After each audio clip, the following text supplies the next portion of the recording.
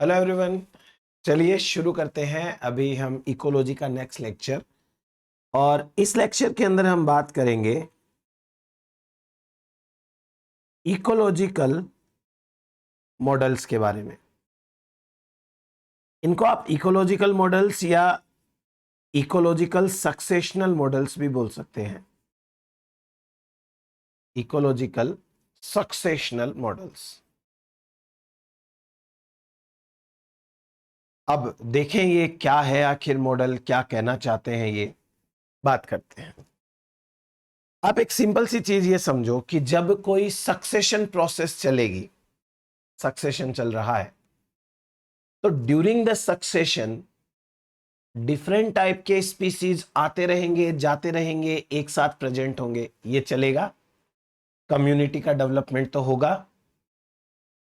जहां कहीं पर दो लिविंग ऑर्गेनिज्म एक साथ होते हैं, वो डेफिनेटली एक दूसरे को अफेक्ट तो करते हैं। हो सकता है वो एक दूसरे को पॉजिटिवली अफेक्ट करे, हो सकता है वो एक दूसरे को नेगेटिवली अफेक्ट करे, हो सकता है वो एक दूसरे को टॉलरेट करे। इकोलॉजी के अंदर तीन इंपॉर्टेंट टाइप की इंटरेक्शंस होती है, मेन तीन होती है। एक इंटरेक्शन होती है पॉजिटिव इंटरेक्शन,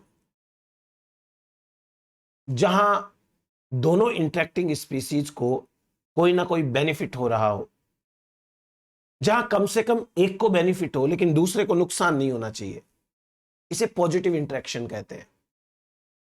या फिर ऐसा हो सकता है कि ऐसी कोई इंटरेक्शन हो जिससे दोनों को लॉस हो रहा हो, भाई नुकसान हो रहा है दोनों को। एक और टाइप की इंटरेक्शन होती है जिसे हम जीरो इंटरेक्शन कहते हैं, न्यूट्रल इंटरेक्शन, जिसे हम टॉलरेंस भी कहते हैं। तो अब आपको एक बात सिंपल सी ये समझनी है कि जब भी एक सक्सेशन चलेगा, तो चलते सक्सेशन में कम्युनिटीज एक जगह पे आएंगी, कुछ समय उस जगह पे बिताएंगी, अपनी एक्टिविटीज करेगी, अपनी एक्टिविटीज से अपने एनवायरनमेंट को चेंज करने की कोशिश करेगी, किसी से कंपटीशन करेगी, किसी को सपोर्ट करेगी, किसी के साथ में न्यूट्रल इंटरेक्शन करेगी।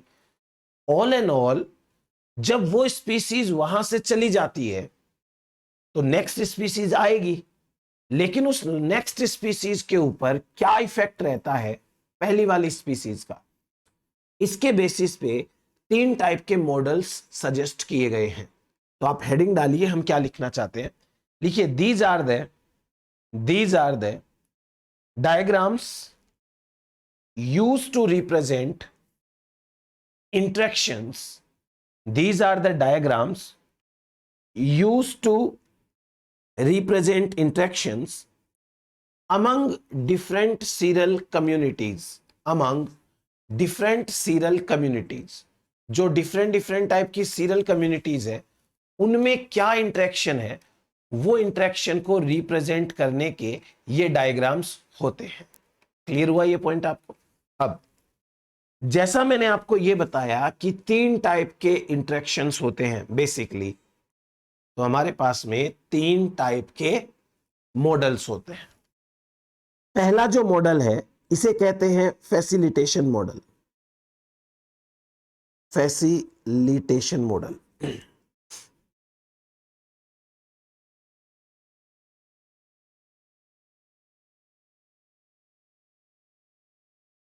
दूसरा जो मॉडल है इसे कहते हैं इनहिबिशन मॉडल। नाम से समझ में आ रहा होगा, इनहिबिशन मॉडल। मैं तीनों के बारे में आपको लिखवाऊंगा। और जो तीसरा मॉडल है इसे कहते हैं टॉलरेंस मॉडल। Tolerance model. तो ये हो गए हमारे पास में तीन टाइप के models. Inhibition model, facilitation model पहला, दूसरा इनहिबिशन मॉडल, और तीसरा हो गया हमारे पास में टॉलरेंस मॉडल। क्लियर हुआ ये पॉइंट? अब फैसिलिटेशन का मतलब होता है हेल्प करना। सोचिए, एक प्लांट स्पीसीज है और वो एक एरिया के अंदर रह रही है। इस प्लांट स्पीसीज ने अपनी रूट से कुछ केमिकल्स निकाले, केमिकल्स। और केमिकल्स ने क्या किया, जो सबसे पहले यहां पीएच हुआ करती थी 5.5, उसको चेंज करके कर दिया 5.9 pH कर दी।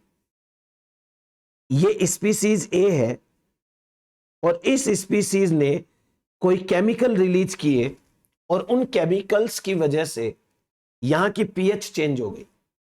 अब पता चला कि इस 5.9 पीएच पर दूसरी स्पीसीज बहुत अच्छे से ग्रो करती है, गुड फॉर स्पीसीज बी।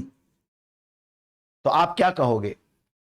आप तो यही कहोगे कि भाई स्पीसीज ए ने स्पीसीज बी को फायदा पहुंचाया है, स्पीसीज ए ने एनी हाउ स्पीसीज बी के लिए एक अच्छी कंडीशन क्रिएट कर दी, तो हेल्प कर दी ना ए ने। ऐसे ही हो सकता है जो बी है वो सी के लिए कुछ हेल्पफुल एनवायरनमेंट क्रिएट करके जाए। इसे कहते हैं फैसिलिटेशन मॉडल। जब कोई प्रीवियसली एग्जिस्टिंग स्पीसीज की एक्टिविटी की वजह से आने वाली स्पीसीज को फायदा हो, बेनिफिट हो, उसकी ग्रोथ अच्छी हो, तो उसे हम कहते हैं फैसिलिटेशन मॉडल। क्लियर हुआ मेरी बात आपको? चलो लिखो इसके अंदर, लिखिए when previously existing species when previously existing species modifies the environment in such a way previously existing species modifies the environment in such a way that it becomes favorable for upcoming species इसे कहते हैं facilitation model. दूसरी बात करते हैं, same example लेते हैं अपन। मान लीजिए कि कोई स्पीसीज ए है, वही स्पीसीज ए है, क्योंकि हम हाइपोथेटिकल बात कर रहे हैं तो कोई दिक्कत नहीं है। इस स्पीसीज ए ने कुछ केमिकल्स रिलीज किए और ये जो केमिकल्स हैं वो केमिकल्स ने सॉइल की पीएच को चेंज करके नई पीएच कर दी 5.9। एक सीड आ गया था वहां पे स्पीसीज बी का, तब तक इस स्पीसीज ए ने पीएच को चेंज करके 5.9 कर दिया। अब पता चला कि 5.9 पर डेथ हो गई उस सीड की, death of species B. Species B की डेथ हो गई, ये तो नुकसान कर दिया ना ए ने। यानी हम ये कह सकते हैं कि ए ने बी की एंट्री को रोक दिया उस एरिया के अंदर। अब उस एरिया के अंदर स्पीसीज जो बी है वो एंटर नहीं हो पाएगी क्योंकि ए ने इतना खराब एनवायरनमेंट क्रिएट कर दिया। इसे कहते हैं इनहिबिशन मॉडल। जल्दी से लिख लो इसकी डेफिनेशन, फिर उसके बाद में हम मॉडल्स देखेंगे, अच्छे से समझ में आएगा। लिखिए, when previously existing species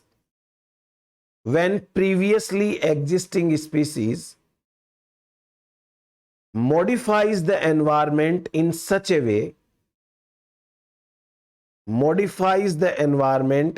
a way that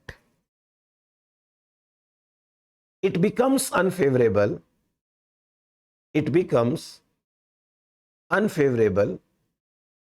for upcoming species. It becomes unfavorable for upcoming species. तो ये अपकमिंग स्पीसीज के लिए बड़ा अनफेवरेबल सा बन जाता है, तो इसे हम कहते हैं इनहिबिशन मॉडल। अब तीसरे मॉडल की बात करते हैं, टॉलरेंस मॉडल। सिंपल है, यहां पर स्पीसीज ए आती है और स्पीसीज ए ने कोई चेंज नहीं किया अपने एनवायरनमेंट में, नो चेंज इन एनवायरनमेंट। और अगर कोई माइन्यूट चेंज किया भी होगा तो उसकी वजह से स्पीसीज बी को कोई फर्क नहीं पड़ेगा। तो हम क्या कहेंगे कि स्पीसीज ए ने आने वाली स्पीसीज की एंट्री पर ना तो पॉजिटिव इफेक्ट डाला ना नेगेटिव इफेक्ट डाला। इसका मतलब यह हो गया कि भाई यहां पर स्पीसीज ए और स्पीसीज बी न्यूट्रल इंटरेक्शन कर रही है। मेरी बात को एक ध्यान रखना कि इकोलॉजी के अंदर टॉलरेंस का मतलब होता है नो इंटरेक्शन। यहां पर टॉलरेंस का मतलब ऐसे नहीं मानना है हमको कि एक स्पीसीज जबरदस्ती दूसरी स्पीसीज को टॉलरेट कर रही है, उसका मन ही नहीं है रहने का साथ में, फिर भी टॉलरेट कर रही है। ऐसा नहीं है। यहां पे क्या है कि एक दो स्पीसीज साथ साथ रहती है, एक दूसरे से इंटरेक्शन नहीं करती, तो उन दोनों की एक साथ प्रेजेंस को टॉलरेंस कहा है। बाकी ऐसा नहीं है कि भाई टॉलरेट कर रही है, एक दूसरी को परेशान कर रही है और दूसरी जा भी नहीं रही है, वहां ही है, परेशान भी हो रही, वो वाला टॉलरेंस नहीं है ये। तो ये हो गए हमारे पास में 3 मॉडल्स। अब ऐसा बिल्कुल आपके दिमाग में ख्याल नहीं आना चाहिए कि क्या एक सक्सेशन के दौरान एक ही टाइप का इंटरेक्शन फॉलो होगा। क्या हमेशा ऐसा होगा कि एक स्पीसीज दूसरे की हेल्प करेगी, दूसरी तीसरे की, तीसरी चौथे की, चौथी पांचवे की, ऐसे चलेगा क्या? या ऐसा होगा कि एक स्पीसीज दूसरे को रोकेगी, दूसरी तीसरे को, तीसरी चौथी को रोकेगी? या ऐसा होगा कि कोई स्पीसीज किसी से कोई मतलब नहीं रखेगी? ऐसा कुछ नहीं है। कभी भी नेचर के अंदर एक पैटर्न फॉलो नहीं होगा। एक ही सक्सेशन के अंदर आपको तीनों टाइप के ऑप्शंस देखने को मिलेंगे। आपने टॉलरेंस मॉडल की डेफिनेशन लिखी कि when the previously existing species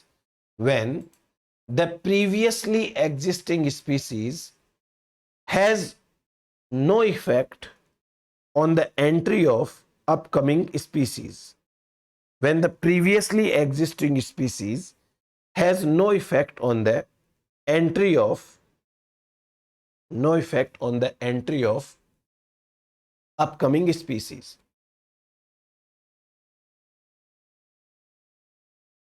चलिए, इतना लिखने के बाद अब एक पॉइंट और लिखिए। In nature, all the three types of interactions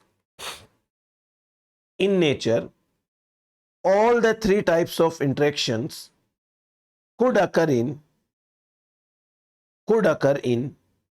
a single running succession.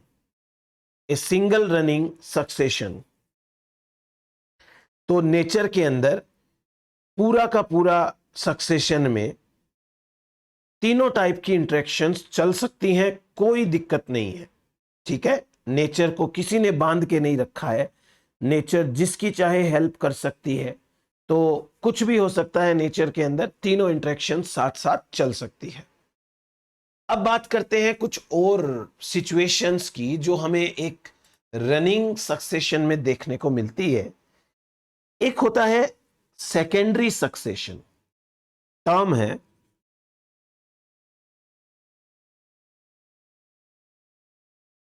Secondary succession.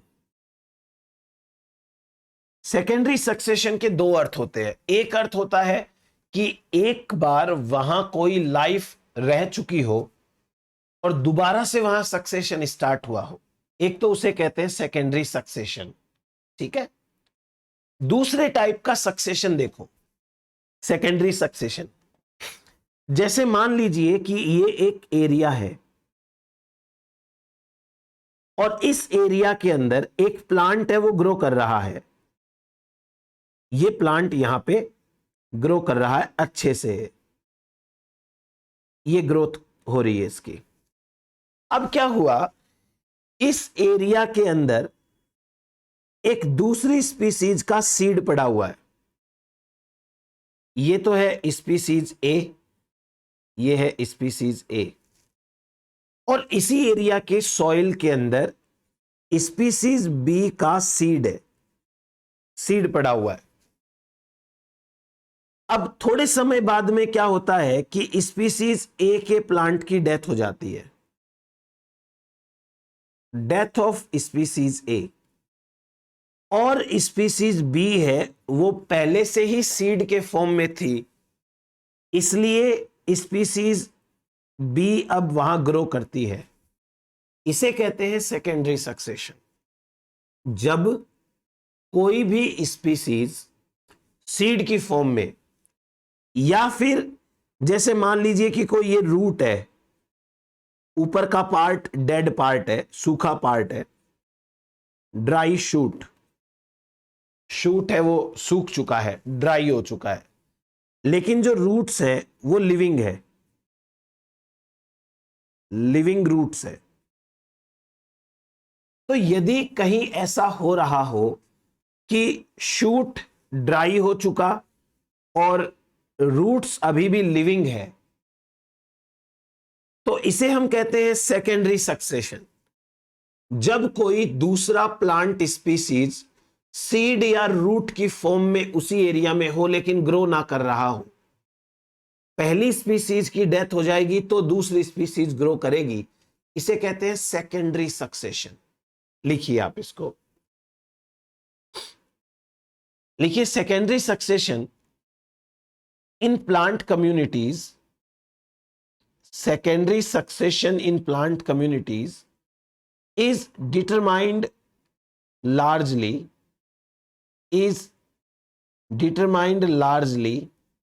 by species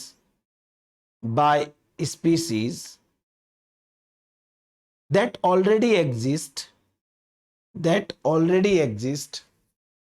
in the ground as seed or old roots, in the ground as seed और ओल्ड रूट्स, या तो seed की form में या old root की form में present हो, तो उसे हम कहते हैं सेकेंडरी सक्सेशन।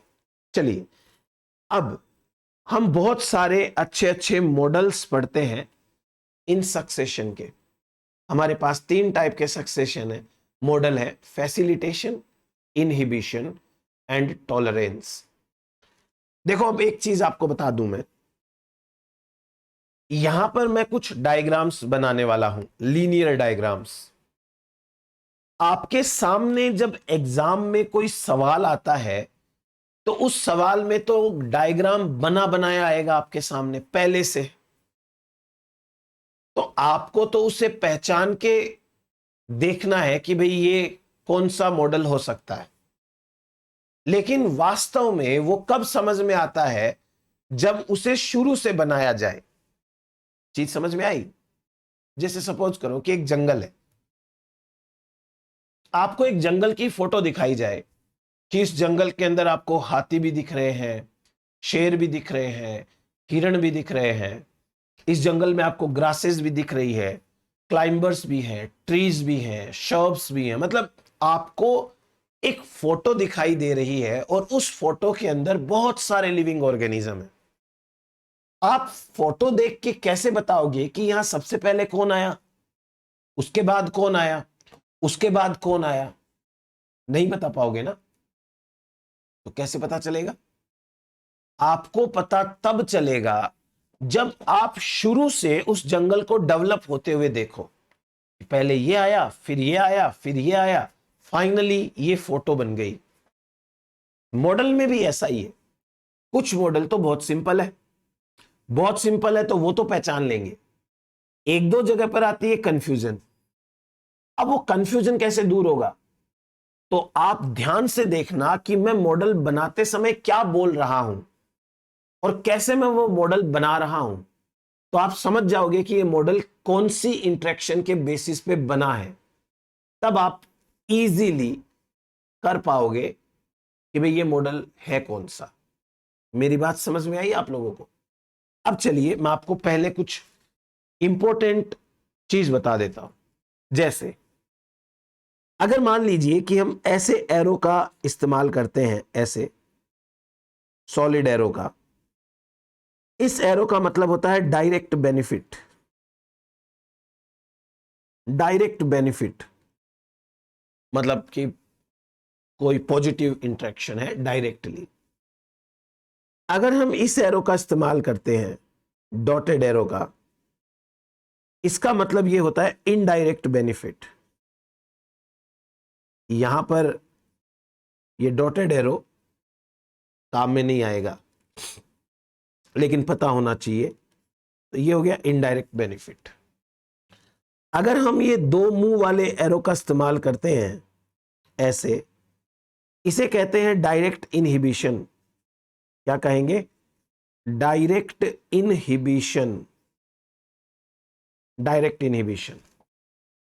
और अगर हम डॉटेड एरो का इस्तेमाल करते हैं ऐसे ही, इसे कहेंगे इनडायरेक्ट इनहिबिशन। तो ये चार बातें आपको आपके दिमाग में डालनी है।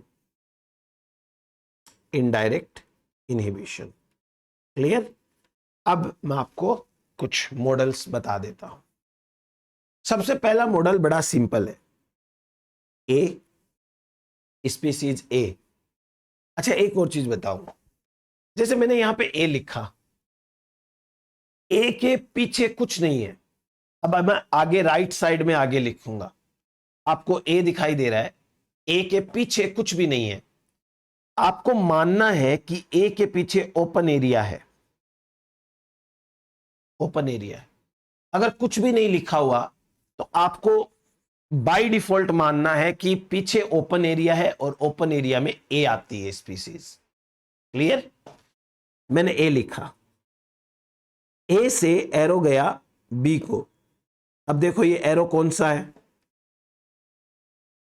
इसका मतलब ए सपोर्ट कर रहा है बी को। बी से एरो गया सी को, यानी बी सी को सपोर्ट कर रहा है। सी से मान लो एरो गया डी को, यानी सी डी को सपोर्ट कर रहा है। और मान लो कि डी को एरो ऐसे जाता है, ऐसे। इसका मतलब cyclic succession. Cyclic succession. Cyclic succession का मतलब हो गया कि डी के बाद डी ही रिपीट हो रही है, क्लाइमेक्स स्टेज आ चुकी है, यही स्पीसीज बार बार आ रही है। इसे क्या कहेंगे? Facilitation model. Facilitation model. समझ में आ गया कैसे? ए बी की हेल्प कर रहा है, बी सी की हेल्प कर रहा है, सी डी की हेल्प कर रहा है। हेल्प चल रही है यहां पे तो एक दूसरे की। अच्छा चलो, अगर ऐसा ना दिया हुआ हो, ऐसा दिया हुआ हो, प्लस बी, बी के बाद प्लस सी, सी के बाद प्लस डी, ये तो किसी को भी समझ में आ जाएगा। प्लस चल रहा है, प्लस प्लस प्लस प्लस, मतलब फैसिलिटेशन मॉडल। अच्छा, उसके बाद और बात करते हैं। जैसे ऐसा दिया हुआ हो, ए से बी, बी से सी, सी से डी, और डी बाद में अपने आप को रिपीट करे, तो ये तो पहला वाला हो गया ना, शक्ल एकदम पहले वाले से मैच कर रही है। लेकिन अगर मैं यहां पे माइनस लिख दूं तो माइनस का मतलब हो गया यहां नुकसान पहुंचा रहे हैं एक दूसरे को। कौन सा मॉडल हो जाएगा? Inhibition model. Inhibition model. समझ में आया ये? तीसरा देखो, एक एरिया में स्पीसीज ए आती है, ए के पीछे खाली एरिया है। ध्यान से सुनना मेरी बात को, ध्यान से सुनना। एक एरिया में स्पीसीज ए आती है, ए के बाद में बी आती है, बी के बाद में सी आती है, सी के बाद में डी आती है, डी रिपीट कर रही है क्लाइमेक्स। अगर आपके डायग्राम में ऐसे एरो हो, ए के पीछे क्या है? खाली एरिया। खाली एरिया से एरो सीधा बी को जा रहा है, मतलब कि खाली एरिया में बी भी आ सकती है। खाली एरिया में एरो सीधा सी को भी जा रहा है, मतलब कि खाली एरिया में सीधी सी भी आ सकती है। खाली एरिया में एरो सीधा डी को जा रहा है, मतलब कि खाली एरिया में सीधी डी भी आ सकती है। अब ये डायग्राम क्या बन गया? टॉलरेंस का। सीधे हम ए भी लिख सकते हैं, ए ना लिख के ऐसे बी भी लिख सकते हैं, बी ना लिख के हम ऐसे सी भी लिख सकते हैं, सी ना लिख के हम सीधे इस एरो से डी भी लिख सकते हैं, मतलब खाली एरिया में डी है। देन ये तो बात हो गई हमारी सिंपल सी कि हम ए बी सी में क्या लिख रहे हैं। अच्छा, अभी ट्विस्ट बाकी है। हमने पहले कहा कि ए से बी को एरो जा रहा है, ये एरो ए से बी को ऐसे जा रहा है। अगर हम ऐसे लगा दे तो कि ए के बाद एरो सीधा सी को जा रहा है, यानी ए के बाद बी भी आ सकती है, ए के बाद सी भी आ सकती है। अगर हम ऐसा एक और एरो लगा दे कि ए के बाद डी आ रही है, यहां पे डी, इसका मतलब कि ए से डी को भी जा सकता है एरो। अगर बी का देखें तो अभी बी से एरो जा रहा है सिर्फ सी को, बी से सिर्फ सी को। अगर हम कोई ऐसा बना दें कि बी के बाद सीधी डी भी आ सकती है, तो अब आप मैक्सिमम पॉसिबिलिटी समझने की कोशिश करो और अपने आप को समझाओ कि पीछे है ओपन एरिया, लिखा हुआ नहीं आएगा एग्जाम में, एग्जाम में नहीं लिखा हुआ आएगा ओपन एरिया, ये तो मैं बता रहा हूं। ओपन एरिया में ए भी आ सकती है, बी भी आ सकती है, सी भी आ सकती है, सीधे डी भी आ सकती है। मान लो ए आई सबसे पहले, तो ए से एरो बी को भी जा सकता है, सी को भी जा सकता है, डी को भी जा सकता है। मान लो पहले बी आ जाए तो बी से एरो सी को भी जा सकता है, डी को भी जा सकता है। यहां पर जितनी पॉसिबिलिटीज हो सकती है स्पीसीज के एंटर होने की, वो सारी पॉसिबिलिटीज हो रही है। इसे हम कहते हैं टॉलरेंस मॉडल। ये है टॉलरेंस मॉडल। क्लियर हो गया ये भी? चलिए आगे बात करते हैं। ये तो हो गई हमारे पास में सिंपल बात। अगर ऐसा कोई मॉडल हो ए, उसके नीचे पैरों में लिखा हो बी सी डी ऐसे, फिर उसके बाद में ऐसा कोई एरो हो, लिखा हो बी बड़ा और सी डी नीचे पैरों में, यहां प्लस लगा दो मत लगाओ कोई फर्क नहीं पड़ता। अगर आगे के एरो में ऐसा लिखा हो कि सी बड़ी है और डी ऐसे पैरों में लिखी है छोटी, और लास्ट में डी है और ऐसे करके दिखा दिया, इसे कहते हैं सेकेंडरी सक्सेशन। Secondary succession. तो सेकेंडरी सक्सेशन क्यों कहते हैं इसको? ऊपर वाला रीजन देखो समझ में आ जाएगा। ये सेकेंडरी सक्सेशन, जब स्पीसीज ए ग्रो कर रही है तो बी स्पीसीज डोरमेंट है, तो बी को दिखा दिया छोटा, ए को दिखा दिया बड़ा, क्योंकि बी स्पीसीज है वो डोरमेंट है अभी। जब बी ग्रो करेगी तो कोई दूसरी स्पीसीज है उनको हम डोरमेंट दिखा देंगे। ऐसा अगर आप कहीं पर भी मॉडल देखो तो समझ जाना कि ये मॉडल किसका है? ये मॉडल है सेकेंडरी सक्सेशन का। चलिए आगे बात करते हैं और क्या क्या पॉसिबिलिटीज दी जा सकती है आपको। अब देखो कि अगर ऐसा कुछ हो कि ए और ए के बाद बिना एरो के बहुत सारी स्पीसीज लिखी हो, बी सी डी तीनों स्पीसीज एक साथ लिखी है बिना किसी भी एरो के, इसे कहते हैं टॉलरेंस मॉडल। स्पीसीज एक दूसरे को टॉलरेट कर रही है, यह टॉलरेंस मॉडल कहलाता है। कोई एरो नहीं है, मतलब कोई इंटरेक्शन नहीं है, कोई इंटरेक्शन नहीं है, उसी को तो टॉलरेंस कहते हैं अपन। चलो एक और चीज दिखाता हूं,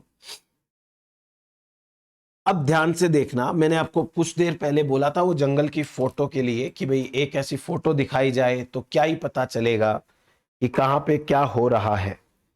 अगर हम उस जंगल को बनता हुआ देखें, डेवलप होता हुआ देखें, तो शायद हमको पता चल सकता है कि वहां पे क्या हो रहा होगा।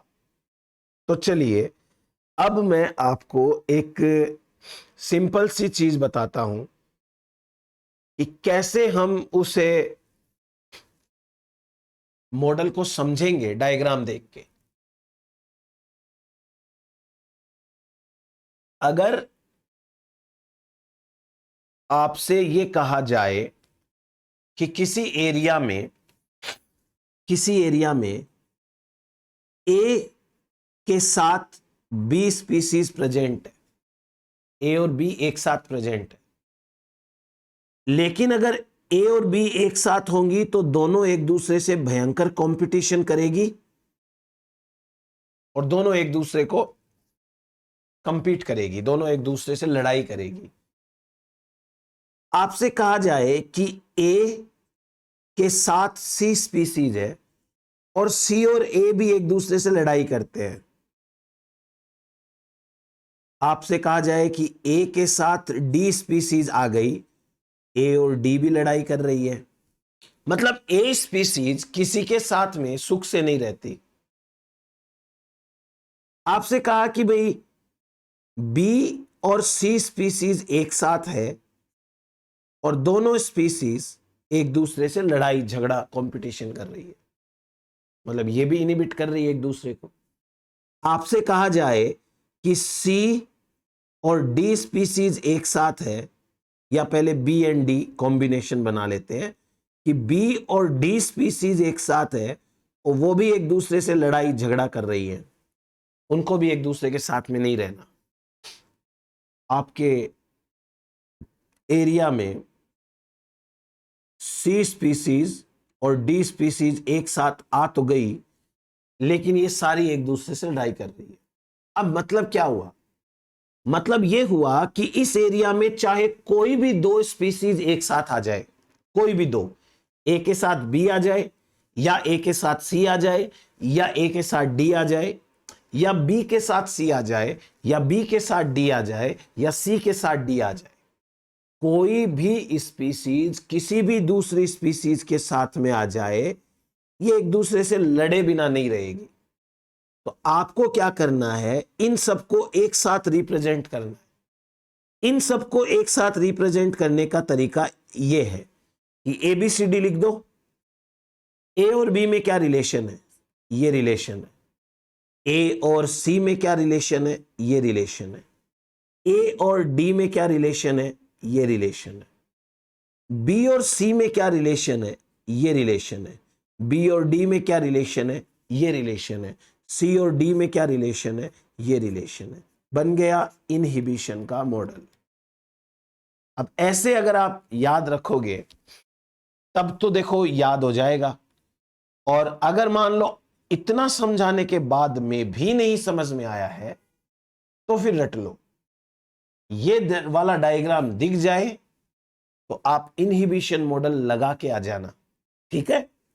नेक्स्ट की बात करते हैं, वापस सिंपल सा एक और मॉडल देखो। एक खाली एरिया है, अभी लिखा हुआ आ सकता है ओपन एरिया। इस ओपन एरिया में स्पीसीज ए आ सकती है, स्पीसीज ए। इस स्पीसीज ए की अगर डेथ हो जाए तो वापस से एरिया ओपन हो जाता है और वापस स्पीसीज ए आ रही है। अच्छा, मान लो स्पीसीज ए की डेथ नहीं हुई, ए के बाद स्पीसीज बी आ गई, लेकिन बी की डेथ हो गई बेचारी की। एरिया वापस ओपन हो गया और वापस से स्पीसीज ए आई, फिर बाद में स्पीसीज बी आई। सपोज स्पीसीज बी की डेथ नहीं हुई तो स्पीसीज सी आ गई, ये आ गई स्पीसीज सी, ठीक है। स्पीसीज सी की मान लो डेथ हो जाए तो एरिया खाली हो जाता है, फिर से स्पीसीज ए आती है, बाद में स्पीसीज बी आती है, बाद में स्पीसीज डी आती है, स्पीसीज सी आती है। अब मान लो स्पीसीज सी है, उसके बाद में स्पीसीज डी आ जाती है, स्पीसीज डी। या तो स्पीसीज डी की भी डेथ हो जाएगी, एरिया वापस ओपन हो जाएगा, तो वापस ABCD स्टार्ट होगा, या फिर स्पीसीज डी अपने आप को प्रोलिफरेट करेगी, यहां पे बार बार खुद आती रहेगी। एक गौर करने वाली बात देखिए आपने, अगर किसी भी स्पीसीज की डेथ होती है तो एरिया वापस ओपन हो जाता है, और वापस होने के बाद हमेशा स्पीसीज ए से शुरुआत होती है। यहां ओपन एरिया से कोई एरो बी को नहीं जा रहा, कोई एरो सी को नहीं जा रहा, और कोई एरो डी को नहीं जा रहा। यदि इस एरिया के अंदर किसी की भी डेथ होती है तो डेथ के बाद एरिया ओपन हो जाता है और शुरुआत वापस ए से होती है। ABCD वापस ए से। इसे कहेंगे फेलिसिटेशन मॉडल। आएगी तो स्पीसीज ए आएगी पहले, नहीं तो कोई और नहीं आएगी। क्या कहेंगे? Felicitation model. चलो आगे बात करते हैं। अब एक ऐसी सिचुएशन कि स्पीसीज ए है, वो स्पीसीज बी को सपोर्ट करती है और बी स्पीसीज ए को सपोर्ट करती है। स्पीसीज ए सी को सपोर्ट करती है, स्पीसीज सी ए को सपोर्ट करती है। स्पीसीज ए और डी एक साथ आ जाए, ए डी को सपोर्ट करे और डी ए को सपोर्ट करे। हमें लग रहा है ऐसा कि ए और बी प्रेजेंट है एक साथ और वो साथ साथ ग्रो कर रही है, इनहिबिशन तो नहीं है यहां पे। हमें लग रहा है कि ए बी को हेल्प कर रही है, बी सी को हेल्प कर रही है। हमने ए के साथ सी को उगाया, पता चला कि ए सी को हेल्प कर रही है, सी ए को हेल्प कर रही है। मतलब ए जो है वो सी के साथ भी ग्रो कर रही है और सी ए के साथ भी ग्रो कर रही है। ए के साथ में डी को ग्रो कराया तो पता चला ए और डी भी साथ साथ ग्रो कर रही है। हमने कुछ और चेंजेस किए, बी और सी को साथ में ग्रो करा के दिखाया, देखा, मतलब कहने के लिए देखा बट नेचर में चल रही है प्रोसेस, तो ये दोनों भी एक साथ ग्रो कर रही है। हमने बी और डी के रिलेशन को देखा तो पता चला कि बी और डी है वो भी एक साथ ग्रो कर रही है, और बाद में सी और डी का भी पता चलता है कि ये भी एक साथ ग्रो कर रही है। मतलब यहां आने वाली स्पीसीज, कोई भी स्पीसीज किसी भी दूसरी स्पीसीज के साथ ग्रो कर रही है। भाई नेचर में इतनी ज्यादा हेल्प तो नहीं होती कि ए के साथ बी आए, ये दोनों भी म्यूचुअलिस्टिक हो, ए के साथ सी आए, ये भी म्यूचुअलिस्टिक हो, ए के साथ डी आए, ये भी म्यूचुअलिस्टिक हो, बी के साथ सी आए, ये भी म्यूचुअलिस्टिक हो, बी के साथ डी आए तो भी म्यूचुअलिस्टिक हो, और सी के साथ डी आए वो भी म्यूचुअलिस्टिक हो।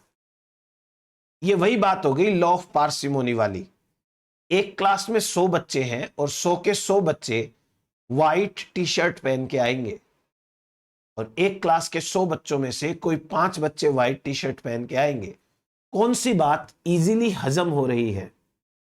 ठीक है, एक एरिया के अंदर 10 स्पीसीज है और 10 की 10 स्पीसीज एक दूसरे के साथ म्यूचुअलिस्टिक रिलेशनशिप में है। 10 की 10 स्पीसीज एक दूसरे के साथ सिम्बायोसिस करती है ना। इससे बेटर कोई किसी से कुछ लेना देना नहीं रखता, यानी टॉलरेंस। तो यहां पर अगर आपको ऐसा दिख रहा हो कि कोई भी स्पीसीज किसी की भी हेल्प कर रही है और किसी से भी हेल्प ले पा रही है, तो ये तो बेवकूफ बनाने वाली बात है। इससे बेटर ये है कि यहां कोई किसी से कोई लेना देना नहीं रखता। डायग्राम बनेगा, हमारा मॉडल बनेगा ऐसा, इस तरीके का। लग रहा है कि ए बी की हेल्प कर रही है, बी ए की हेल्प कर रही है, सब कुछ एक दूसरे की हेल्प करते हुए नजर से आ रहे हैं, बट धोखा नहीं खाना है हमको। इतनी हेल्प कोई किसी की नहीं करता। ज्यादा से ज्यादा ये हो सकता है कि लोग एक दूसरे से कोई लेना देना नहीं रखते कि चलो भाई हमारा आपसे कोई लेना देना नहीं, आपका हमसे कोई लेना देना नहीं है। टॉलरेंस में फिर भी दिख सकता है कि बहुत सारे लोग एक साथ हैं। क्लियर हो गया ये पॉइंट आपको? तो ये हुआ हमारे पास में एक सिंपल सा और मीनिंग कि भाई ये मॉडल कौन सा मॉडल हो सकता है। अब एक और मॉडल समझिए। एक ओपन एरिया है, ओपन एरिया, और ये जो ओपन एरिया है, इस ओपन एरिया में स्पीसीज ए आती है। स्पीसीज ए के आने के बाद स्पीसीज ए की डेथ हो जाती है, एरिया वापस ओपन हो जाता है। यानी कि आएगी तो स्पीसीज ए आएगी और ए के साथ कोई दूसरी नहीं आएगी। ए की जब डेथ हो गई तो तीसरा एरो निकला और तीसरे एरो से स्पीसीज बी आई। स्पीसीज बी की भी कुछ समय बाद डेथ हो गई, एरिया वापस ओपन एरिया हो गया। अब इस ओपन एरिया के अंदर स्पीसीज सी आई और कुछ समय बाद स्पीसीज सी की भी डेथ हो गई, वापस एरिया ओपन हो गया। ध्यान से समझ लो, इस पूरे डायग्राम में हमने ओपन एरिया में एक समय पर एक स्पीसीज को रखा है। मैंने कोई एरो ऐसा नहीं बनाया, ना कोई एरो ऐसा बनाया, ना कोई ऐसा बनाया, ना कोई ऐसा बनाया। किसी भी टाइप से एक स्पीसीज से एरो दूसरी स्पीसीज को नहीं जा रहा। एरो या तो स्पीसीज को जा रहा है या स्पीसीज से वापस ओपन एरिया को आ रहा है। एरो कोई एक से दूसरी स्पीसीज को नहीं जाता। इसका मतलब एट ए टाइम एक ही स्पीसीज हो सकती है वहां पे। ऐसा तो तभी हो सकता है ना जब दूसरी स्पीसीज को आने ना दिया जाए, यानी इनहिबिशन मॉडल।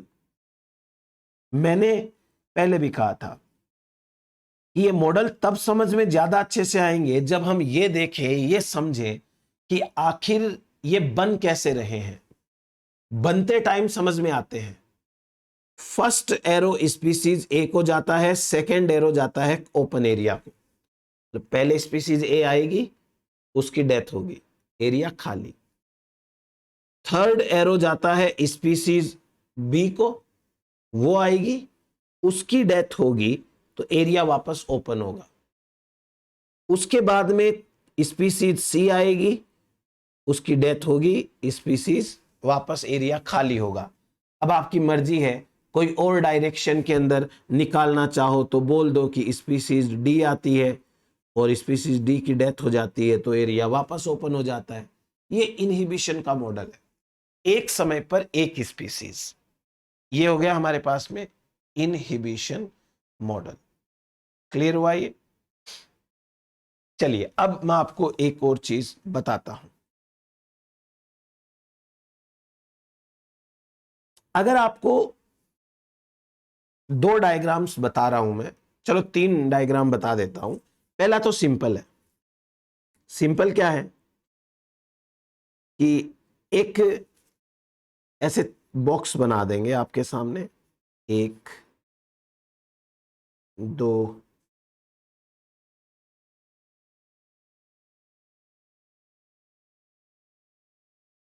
तो ये बॉक्स सिंपल से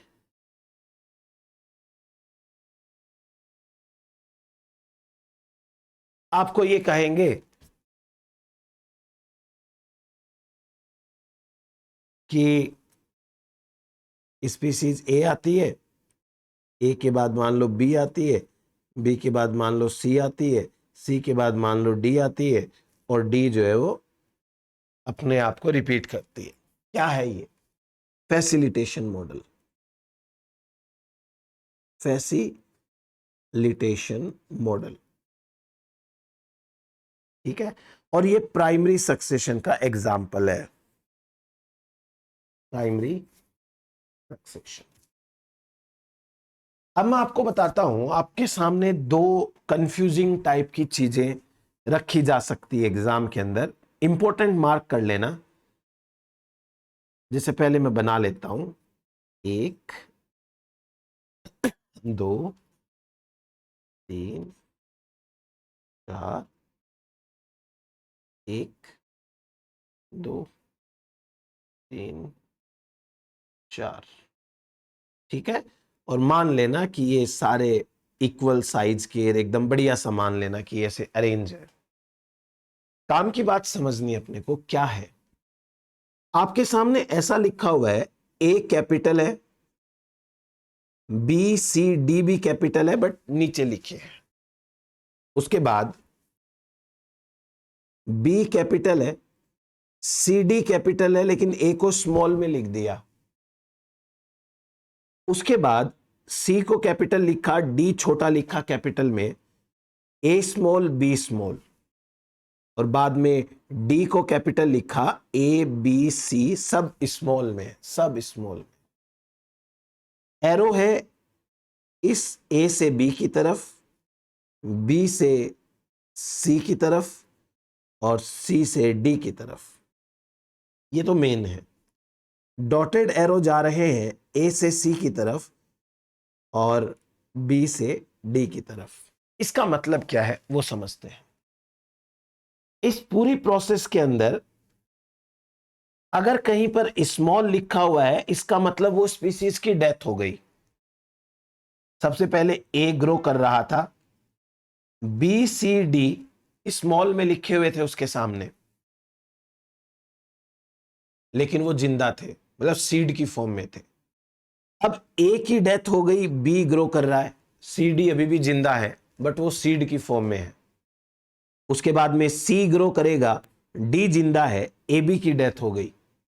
फिर बाद में डी ग्रोथ करेगा, ए बी सी की डेथ हो गई। अगर ऐसा डायग्राम आ जाए तो लगा देना सेकेंडरी सक्सेशन।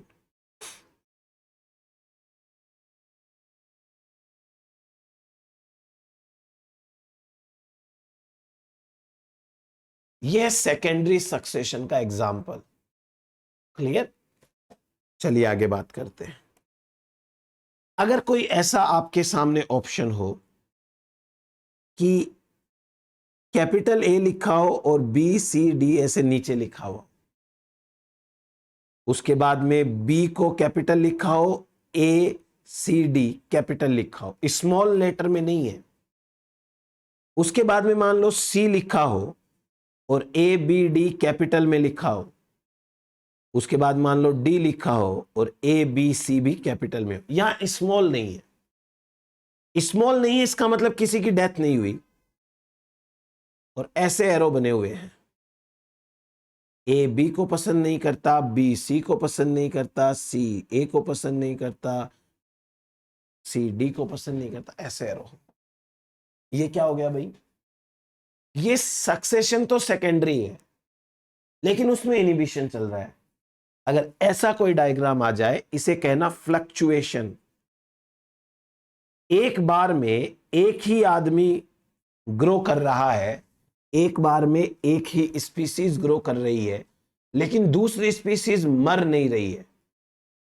यहां हर स्पीसीज का दूसरी स्पीसीज के साथ कंपटीशन है या इनहिबिशन है, लेकिन एटलीस्ट डेथ किसी की नहीं होती है। और दो एरो बीच में डॉटेड ऐसे भी दिखा दे तो संभाल लेना, इसे कहते हैं फ्लक्चुएशन। फ्लक्चुएशन। क्लियर हो गया? इसके बाद लास्ट हम पॉइंट और डिस्कस करते हैं यहां पे, और ये पॉइंट इंपॉर्टेंट है।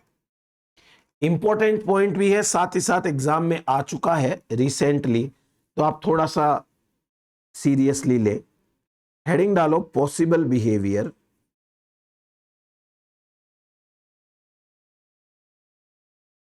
Of two species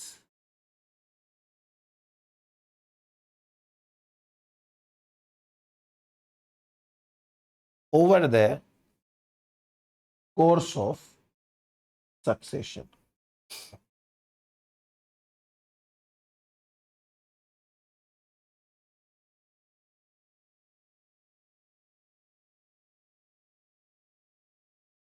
over the course of succession दो स्पीसीज का बिहेवियर कैसा कैसा हो सकता है, देखो। तो हमारे पास में 5 ग्राफ बनेंगे छोटे छोटे।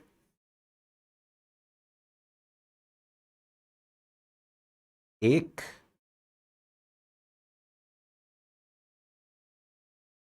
दो, तीन, 4 और 5।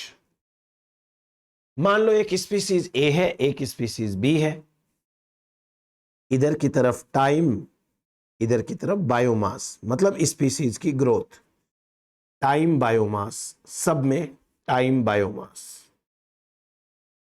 ठीक है, अब समझना पहली कंडीशन, स्पीसीज ए ने ग्रोथ स्टार्ट करी, उसके पीछे पीछे स्पीसीज बी ने भी ग्रोथ स्टार्ट करी। थोड़े समय बाद में स्पीसीज ए है, उसका कॉम्पिटिटिव एक्सक्लूजन हो गया, और स्पीसीज बी है वो अपनी नॉर्मल ग्रोथ कर रही है। ऐसा कुछ ऐसे हो गया, समझ में आया? स्पीसीज ने ग्रोथ स्टार्ट करी, दूसरी स्पीसीज ने भी जब ग्रोथ स्टार्ट करी तो पहली स्पीसीज है उससे कंपटीशन नहीं हो पाया और उसकी डेथ हो गई। चलो ठीक है। दूसरा, स्पीसीज एक ग्रोथ करती है, दूसरी स्पीसीज भी ग्रोथ करती है, और दूसरी स्पीसीज थोड़ी ही देर में उसकी ग्रोथ रुक जाती है, डेथ हो जाती है, और स्पीसीज जो पहली वाली थी वो आराम से ग्रोथ कर रही है काफी समय तक। तीसरा केस, एक स्पीसीज बहुत थोड़े से समय में ही मर जाती है, निकल जाती है, और दूसरी स्पीसीज अच्छे से ग्रो करती है। तीसरा केस, एक स्पीसीज ग्रोथ चालू करती है, उसके पीछे दूसरी स्पीसीज ग्रोथ चालू करती है, और पहली स्पीसीज ग्रोथ करती रहती है, दूसरी स्पीसीज की ग्रोथ पहली वाली स्पीसीज के पैरेलल हो जाती है, मतलब दो ग्राफ मर्ज हो गए एक ग्राफ में आगे जाके। पहले ये चार समझ लेते हैं। पहला केस, जब एक स्पीसीज कॉम्पिटिटिव एक्सक्लूजन के अंदर निकाली जाए, इसे कहते हैं सीक्वेंशियल सक्सेशन।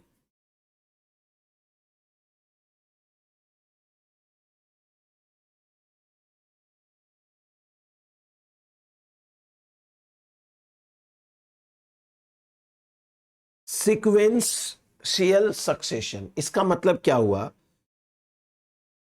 इसका मतलब यह हुआ कि एक स्पीसीज आई पहले, उसके बाद दूसरी आई, पहली निकल गई, पहले वाला ग्राफ निकल गया, दूसरा ग्राफ आगे बढ़ गया, तो सीक्वेंस हो गया ये, सीक्वेंशियल सक्सेशन। दूसरा देखो, दो स्पीसीज एक साथ आती हैं और उनमें से एक निकल जाती है और दूसरी आगे बढ़ जाती है, इसे कहते हैं डाइवर्जेंस। डाइवर्जेंस, दो एक साथ चल रहे हैं, एक अलग निकल गया, एक अलग निकल गया, डाइवर्जेंस। तीसरा, दो स्पीसीज में से एक स्पीसीज को बहुत जल्दी एलिमिनेट कर दिया, छोटा सा ग्राफ बना, और दूसरी स्पीसीज कंटिन्यू ग्रोथ कर रही है, इसे कहते हैं टोटल सपरेशन। टोटल सपरेशन, इसका नाम है टोटल सपरेशन। चौथा ग्राफ है कन्वर्जेंस, मर्ज हो रहा है एक ग्राफ दूसरे ग्राफ के अंदर, कन्वर्जेंस कहते हैं इसको, सिंपल है ये तो, कन्वर्जेंस। और अब पांचवा ग्राफ, पांचवें ग्राफ के अंदर क्या है कि एक स्पीसीज आती है, अपना नंबर बढ़ाती है, और थोड़े समय तक रहने के बाद निकल जाती है। इसी के साथ दूसरी जो स्पीसीज है आती जाती है, उनके नंबर कभी ज्यादा कभी कम, कभी ज्यादा कभी कम, ऐसे चलते रहते हैं, फ्लक्चुएट होते रहते हैं। कोई स्पीसीज का ग्राफ कैसे फ्लक्चुएट हो रहा है, कोई का कैसे फ्लक्चुएट हो रहा है, ऐसे कभी कम कभी ज्यादा, ऐसे चल रहा है। इस तरीके का मान लो कोई ग्राफ वगैरह आए तो इसे कहते हैं pseudo cyclic replacement. Pseudo cyclic replacement. Pseudocyclic replacement क्या होता है कि जब कोई स्पीसीज कभी किसी का नंबर कम, कभी किसी का नंबर कम, कभी किसी का नंबर कम, और रिप्लेसमेंट किसी का नहीं हो रहा है, सारी की सारी सूडोसाइक्लिक रिप्लेसमेंट। इतना पढ़ो आराम से। मिलते हैं नेक्स्ट लेक्चर में। Thank you.